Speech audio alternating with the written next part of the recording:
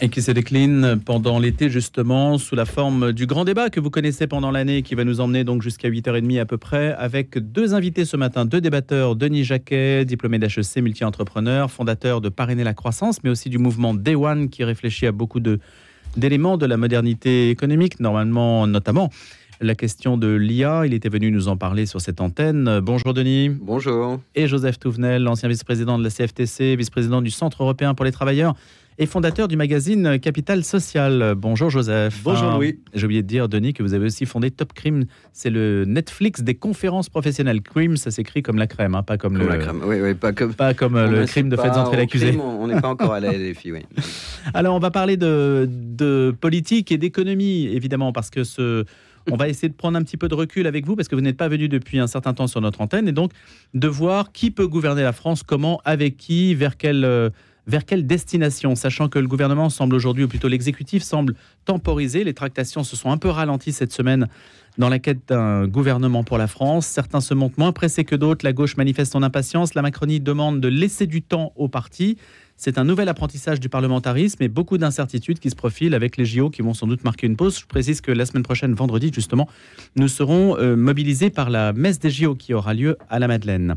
Alors l'idée, c'est de savoir un petit peu comment vous percevez cette situation. Vous, Denis, d'abord, qui vivez aux États-Unis et qui avez regardé cela finalement d'assez loin et d'assez près quand même par le cœur. J'imagine. Bon, pas besoin de vous dire que de près ou de loin, c'est toujours aussi affligeant. Donc c'est un petit peu le point commun.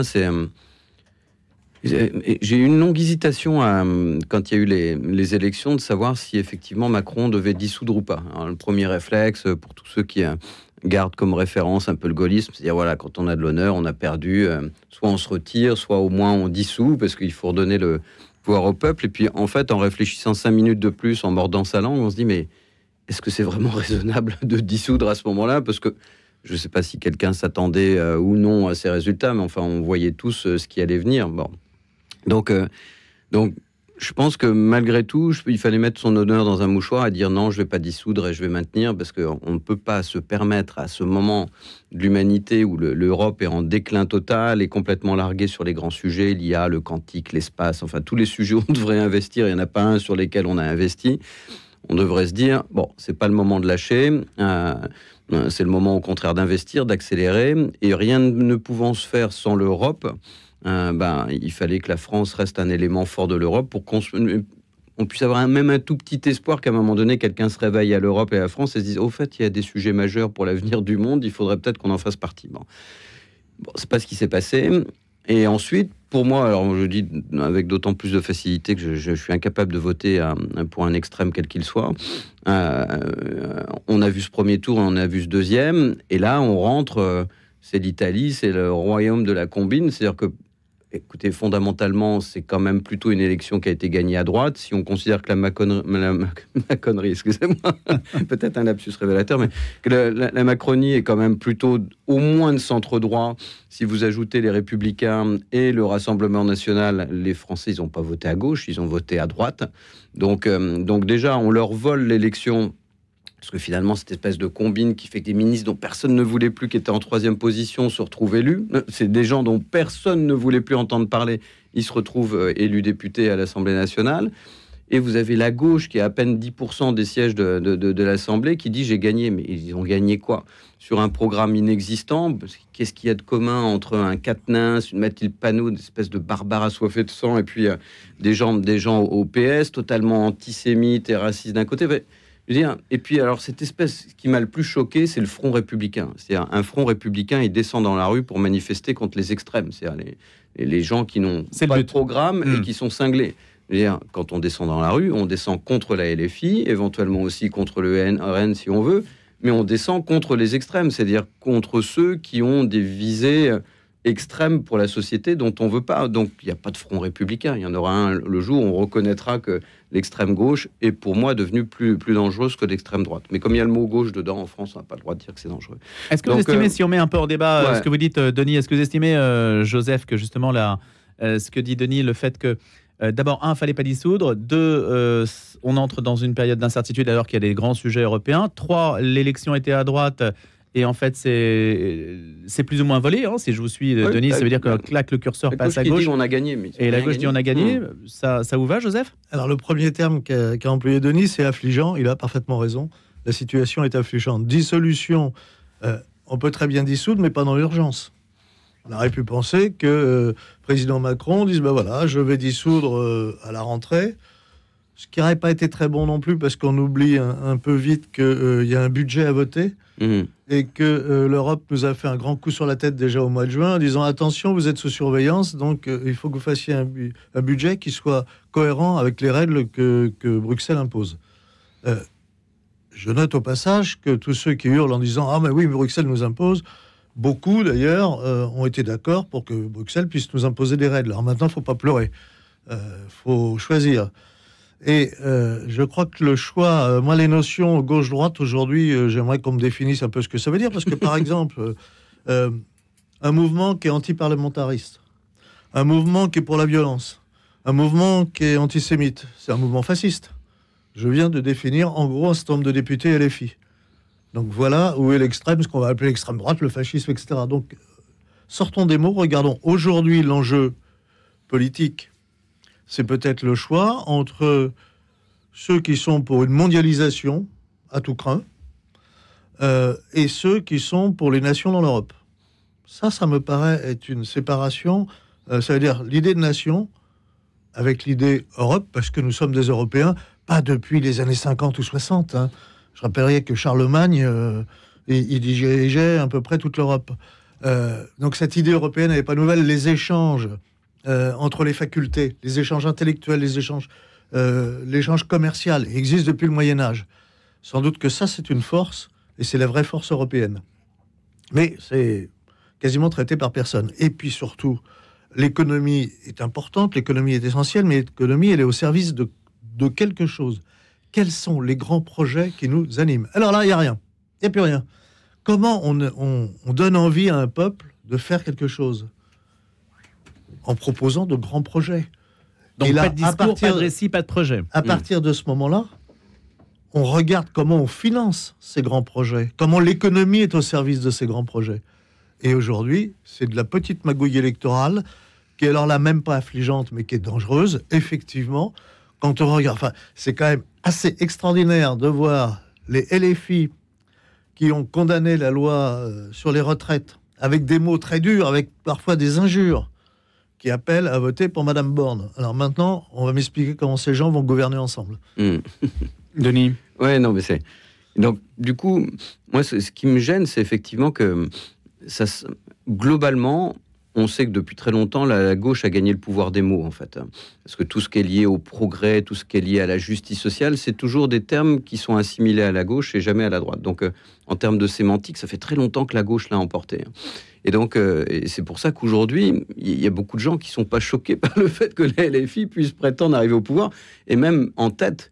Bon, alors moi, j'avais assisté, comme tout le monde, aux européennes. Et aux européennes, il y avait Glucksmann qui avait fait une campagne plutôt pas mal, raviver un peu le PS, et on en a besoin du PS de la même façon qu'on a besoin vraisemblablement des Républicains. Alors, je suis d'accord, parce que tout ça, ça devient un petit peu vide de sens, il n'y a plus une vraie idéologie, une vision différenciante, mais ce qu'on savait depuis très longtemps, enfin, je sais pas, moi, mon premier article sur le fait que Macron était en train de truer la droite et la gauche et nous allait nous livrer aux extrêmes, enfin, je pense qu'on a tous écrit un papier ou dit un truc là-dessus dans les 4 dernières années, voire plus, en disant, mais il est en train de faire de façon très chic, avec des costumes bien taillés, ce que Trump a fait exactement aux États-Unis en polarisant la vie politique.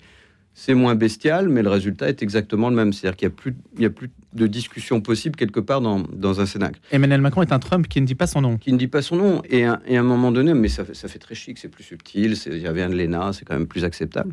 Mais néanmoins, le résultat, au final, si on juge le résultat, c'est le même. Et quand je vois... Moi, ce qui m'a choqué le plus, c'est le résultat des élections européennes. Glucksmann qui prend la parole et qui dit « on peut faire un front », mais avec des gens qui partagent nos valeurs. En rappelant effectivement que la LFI l'avait traité de sale juif, de youpin, de sioniste, etc. pendant la campagne. Et 3 jours plus tard, la LFI a 2 fois plus de positions et comment on dit en français, éligibles potentielles. Et tu dis, qu'est-ce qu'il a dit? Rappelez-moi, dimanche soir. Donc, déjà, ce spectacle-là est affligeant. Mais à nouveau, le pire, c'est qu'aujourd'hui, la LFI dit, on a gagné, on est légitime. Ils ont, quand on regarde le nombre de sièges qu'ils ont, eux, c'est quoi? C'est à peine la moitié de ceux du Rassemblement national. Mais en quoi ils sont légitimes pour être majoritaires dans un gouvernement aujourd'hui? Et ça devrait être choquant pour. Est-ce pour lié tout le au monde. relais médiatique qui donne beaucoup d'écho à LFI ou... Ouais. Alors, Comment l'expliquer, Joseph? il y a le relais Je pense, médiatique. ouais. On voit très bien que ce que payent nos impôts, c'est-à-dire le service public, est quasiment à sens unique. Il suffit de regarder, ça a été fait, d'ailleurs le travail a été fait, de comparer les invités et la pluralité des invités sur le service public. Il y en a peu. Et au-delà des invités, on a des journalistes qui sont des journalistes, mais officiellement militants, ce qui est un peu gênant. Ils votent ce qu'ils veulent, mais quand ils sont du service public payé par nos impôts, ils devraient avoir une certaine neutralité. Ce que vient de dire Denis est très intéressant sur les mots. Il a tout à fait raison. Idéologiquement, la gauche s'est emparée des mots et donc on ne peut rien leur reprocher parce qu'ils sont dans le camp du bien. Et Denis est tombé dans le panneau en disant « Moi, les extrêmes !» Mais moi, je suis désolé, mes modèles ont toujours été des extrémistes. D'ailleurs, s'il y a quelques catholiques qui nous écoutent, les modèles qu'on donne aux catholiques, ce sont des saints. C'est-à-dire, c'est pas des modérés, hein. Ce sont des extrêmes. Tout dépend si l'extrême est au service du bien commun ou si l'extrême est destructeur pour la société. Mon premier modèle, c'est mon père, c'était un extrémiste, il a fait de la résistance. C'était parfaitement condamné, d'ailleurs, il a été enfermé en prison. Hein. Et donc, arrêtons avec ça. Regardons ce qui est proposé. Regardons ce qui est derrière. L'extrême en lui-même n'est pas mauvais. Il y a des gens qui sont extrêmement bien. Eh bien, c'est bien. Il y en a qui sont extrêmement mauvais. C'est mauvais. Il faut sortir de l'empire des mots. Regardons les actes. Et quelque chose dont on n'a pas parlé nous-mêmes depuis le début, qui est essentiel dans la vie de la société, dans la vie économique, c'est la valeur travail. Vous entendez parler de la valeur travail? Quasiment pas. Et ça, c'est un vrai problème pour un pays. Et pour une population. Qu'est-ce que le travail? Comment je revalorise le travail par rapport à ceux qui ne travaillent pas dans la vie économique? En France, on s'aperçoit que le différentiel entre ceux qui travaillent souvent dans des métiers durs et modestes, je pense par exemple ceux qui s'occupent des personnes dépendantes, des personnes âgées, et ceux qui ne travaillent pas, le différentiel est très mince, et parfois même, ce différentiel, quand on regarde ce qu'ils gagnent en net, c'est-à-dire quand on retire les impôts, les aides, les machins, les trucs, ceux qui ne travaillent pas gagnent en fait plus que ceux qui travaillent. Qui nous en parle? Qui dans son projet nous dit mais attendez, revaloriser le travail, c'est faire une différence essentielle entre ceux qui ne travaillent pas. Alors évidemment, je mets sur le côté la petite minorité de gens qui ne peuvent pas travailler parce qu'ils ont un problème de santé, ils ont un handicap, etc. Sûr. Mais sinon, il y a une masse considérable et qui ne fait que croître et embellir de personnes qui ne travaillent pas et qui ont des revenus équivalents, voire supérieurs vous voulez à mettre ceux fin qui à ça, travaillent. Joseph. Et là-dessus, vous allez vous retrouver sur la même ligne que Denis, je pense. Ça s'appelle, c'est un nom simple, là. La justice sociale. Denis Jacquet. Oui, parce qu'à un moment donné, en fait, ce qu'on a tué dans la plupart des pays occidentaux depuis 40 ans, progressivement, c'est un peu comme la grenouille, on ne le voit pas forcément monter, mais quand on regarde les chiffres, ils parlent d'eux-mêmes. C'est l'espérance d'élévation sociale. C'est-à-dire qu'aujourd'hui, les gens ne pensent plus qu'ils peuvent élever la condition de ceux qui les ont précédés. Et c'est comment on dit, il y a des moments, j'arrive plus à trouver mes mots en français, mais c'est l'ascenseur social. Justifié par les chiffres. Parce que moi, je rappelle toujours ce chiffre qui m'avait marqué. Dans les années 70, que vous soyez français ou américain, au moment où vous naissiez, vous aviez 90 chances sur 100 d'élever la condition sociale de la génération qui vous avait précédé. Qui allait venir plutôt. Non, d'améliorer la condition de vos parents. Oui, d'accord. De vous élever. Okay. Et déjà en 2010, en gros, on était descendu à 50%, c'est-à-dire pratiquement 2 fois moins. On estime qu'en 2030, 2040, on sera au mieux à 30%. C'est-à-dire que vous avez 70% de chances de ne pas améliorer la situation sociale. Aux États-Unis comme en France. Aux États-Unis comme en France. Et pourtant, il y a un pouvoir d'achat aux États-Unis qu'on ne soupçonne pas par rapport à la France. Oui, mais il y a un endettement qui est aussi... C'est très basé sur l'endettement. Les gens sont super endettés. Quand vous regardez leur carte de crédit, ils passent leur vie à reprendre une carte de crédit qui paye la carte de crédit suivante. Enfin, c'est une espèce de course sans fin. Donc, ça, à partir du moment où vous avez des gens qui pensent qu'ils peuvent plus s'élever, ils se rapatrient sur tout ce qu'on veut bien leur donner. Et ce que monsieur décrit très bien, c'est qu'à un moment donné, attendez, on me donne des aides, on me donne ça, et finalement, on a défini des seuils qui font que quand on franchit ce seuil, effectivement, on travaille, mais on perd du pouvoir d'achat. Donc pourquoi est-ce que je vais aller m'embêter à aller travailler pour perdre du pouvoir d'achat? Parce qu'on a défini tellement de seuils, tellement de... C'est quoi la pauvreté? C'est jusqu'à quel montant? Donc le SMIC à 1 600 euros, par exemple, Denis Jacquet, vous êtes hostile? Mais c'est pas que je suis hostile au fait que les gens gagnent plus d'argent. C'est juste qu'économiquement, si vous faites ça, ces gens vont avoir un job qui va être payé 1 600, allez, pendant 6 mois, pendant 8 mois, allez, 1 an et demi, 2 ans. Qu'est-ce qui va se passer pendant ce temps-là? Toutes les boîtes françaises qui le peuvent vont délocaliser ces emplois. Et donc les gens, 2 ans plus tard, ils seront à nouveau au chômage. Et cette fois, pour très longtemps, parce que tous ces emplois auront définitivement quitté la France, comme ils l'ont fait à partir des années 80, etc. Enfin, la grande distribution a juste tué l'emploi dans les PME pendant 30 ans. La grande distribution, c'est la plus belle mécanique française qu'on a invitée. Et c'est juste inventé. C'est juste été un génocide d'emploi sur les PME. Quand on regarde ce qu'ils ont tué comme emploi de PME, c'est honteux, au nom du pouvoir d'achat. Aujourd'hui, ensuite, on a délocalisé les jobs industriels, bien évidemment, mais les deux étaient plutôt bien associés dans le crime. Et puis, progressivement, aujourd'hui, vous dites 1600. Pendant 1 ou 2 ans, ça va être la fête. On va avoir un SMIC, et tant mieux pour ces gens-là. Mais sauf que pendant ce temps-là, tous les organigrammes de toutes les boîtes qu'ils peuvent vont s'organiser pour que ces jobs quittent la France. Et une fois qu'ils les auront quittés, ils se retourneront, ils seront au chômage. Et là, cette fois, il n'y aura plus aucun espoir d'avoir non seulement une élévation sociale, mais un job tout court. C'est votre diagnostic, Joseph? Absolument pas là-dessus. Pourquoi? Parce que ce risque n'existe pas. Parce que on parle du salaire minimum, d'accord? Il y a aujourd'hui 18% des Français qui sont au salaire minimum. Alors je veux bien que s'il y a quelque chose sur le salaire minimum, ça joue sur l'échelle. Ces 18%, où sont-ils? Ils sont dans le nettoyage, ils sont dans la restauration, ils sont éventuellement, mais c'est marginal, dans l'agriculture, mais le gros, c'est la restauration, le service à la personne, c'est-à-dire à domicile, dans les hôpitaux. Tout ça, c'est pas délocalisable. Parce que le nettoyage, je le fais dans l'entreprise, je vais pas le faire. Donc déjà, la grande majorité, et dans l'industrie, ça représente très très peu. Alors, c'est un malheur pour la France de ne plus avoir l'industrie qu'on avait, mais là, ça devient une chance, parce que ce n'est pas des jobs qui sont en compétition directe avec l'international. Après, s'il y a cette mesure qui est justement une mesure de revalorisation de la valeur travail. On ne peut pas dire « je suis attaché à la valeur travail » et laisser des gens travailler durement sans vivre dignement. Mais ça doit être cohérent. Dans le même temps, si je fais ça... Alors, en plus, quand on regarde les chiffres, un SMIC à 1 600 € net, quand je regarde chargé pour l'entreprise, parce qu'il faut raisonner évidemment pour le coût réel pour l'entreprise, c'est 10,50 € par jour. Quand même, paraît jouable. C'est-à-dire moins de 265 € par mois chargé pour l'entreprise pour cette augmentation du SMIC net. Donc ça fait 1600 plus 200, grosso modo. Non, oui, c'est ça, plus voilà, 200, un peu moins de 265. Donc ça fait 1865, on va dire. Ça coûte à l'entreprise 1800. Mais ça veut dire que une augmentation de 265 par mois. Voilà. Ça veut dire que dans le même temps, il faut faire l'effort que j'indiquais aussi sur tout ce qui est prestations sociales, etc. Alors déjà, si vous montez le salaire net, il y a des gens qui bénéficient d'aides sociales qui ne les auront plus.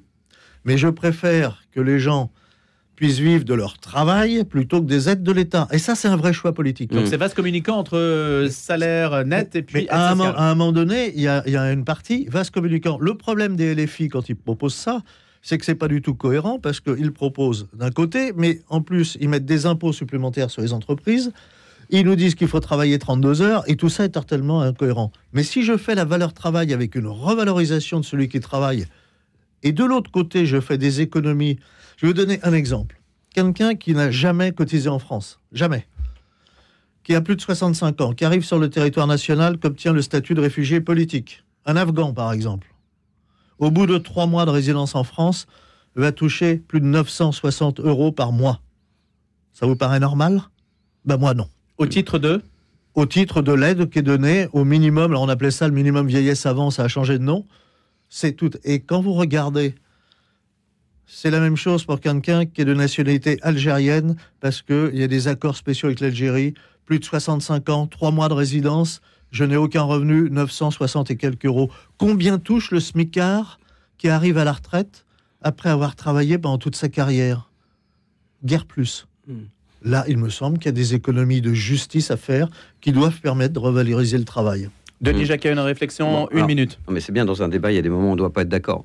En fait, c'est des raisonnements de péréquation qui sont des raisonnements de péréquation. Mais ça ne marche pas dans la vraie vie. Dans la vraie vie d'un entrepreneur, admettons que le salaire minimum passe de 1100 à 1600. Bon.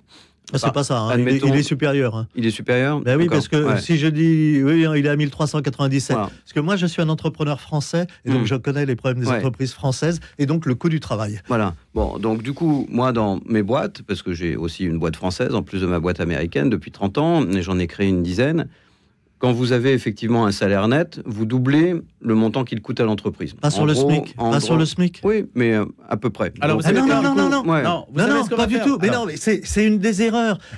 Sur le s'en salaire minimum. 40%. Non. Alors, Joseph supplément. Touvenel, Mais Joseph mais et non. Denis. Non, Non. je suis obligé de vous interrompre pour d'accord. l'antenne.